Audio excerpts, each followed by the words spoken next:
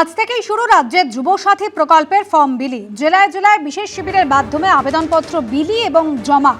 Form বিলিতে দুয়ারে সরকারের ধাঁচে প্রত্যেক জেলায় বিশেষ ক্যাম্প হয়েছে, আর সেই ক্যাম্পে প্রকল্পের আবেদনপত্র গ্রহণ করে ঝাড়াই বাছাই করা হবে।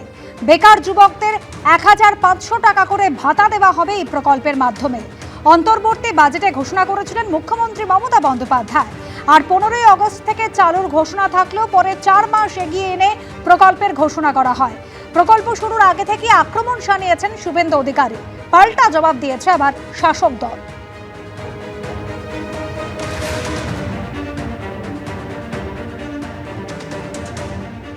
এবারের অন্তর্বর্তী বাজেটে সম্পূর্ণভাবে চাকরির প্লাটটা ক্লোজ করে দিয়েছেন। যদিও আমরা জানি পশ্চিমবঙ্গে 6 লক্ষ রাজ্য সরকারের পোস্ট তিনি অবলুপ্তি ঘটিয়েছেন, আর প্রায় 10 লক্ষ পোস্ট, তার মধ্যে 3,58,000 প্রিন্সিপাল, অধ্যাপক, শিক্ষক, শিক্ষিকা, শিক্ষাকর্মী ইত্যাদি 3,58,000 ভ্যাকেন্সি আছে। 1 লক্ষের বেশি, 1.5 লক্ষের কাছাকাছি পুলিশ কনস্টেবলের ভ্যাকেন্সি আছে।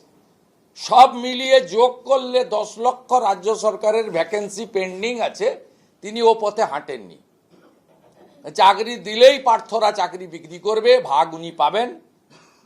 চাকরি দিলেই কালীঘাটের কাকু আসবে, কাকুর অনেক কথা বেরোবে। অর্থাৎ তিনি চাকরির প্লাটটা কমপ্লিটলি ক্লোজ চ্যাপ্টার করে দিয়েছেন বেঙ্গলে। শুভেন্দু অধিকারী বড় বড় কথা বলে শ্বেতপত্রের কথা বলছেন।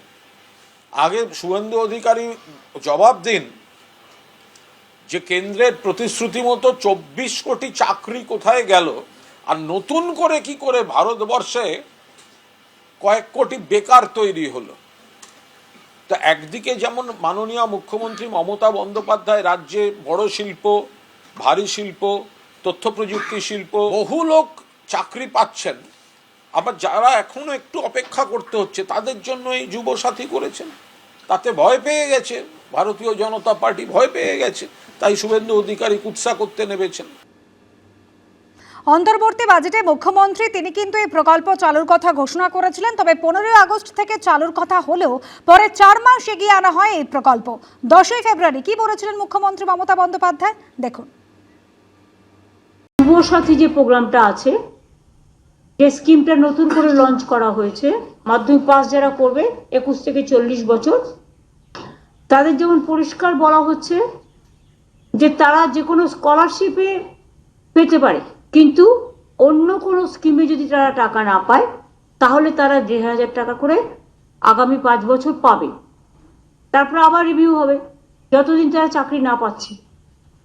সেইটা আমরা বলেছিলাম 15ই আগস্ট থেকে করব, কিন্তু যেহেতু 1 এপ্রিল থেকে ফাইন্যান্সিয়াল ইয়ার শুরু হয়, কাজেই এটা আমরা 1 এপ্রিল থেকে দেব বলেই ঠিক করেছি। এবিপি আনন্দ, এগিয়ে থাকে, এগিয়ে রাখে।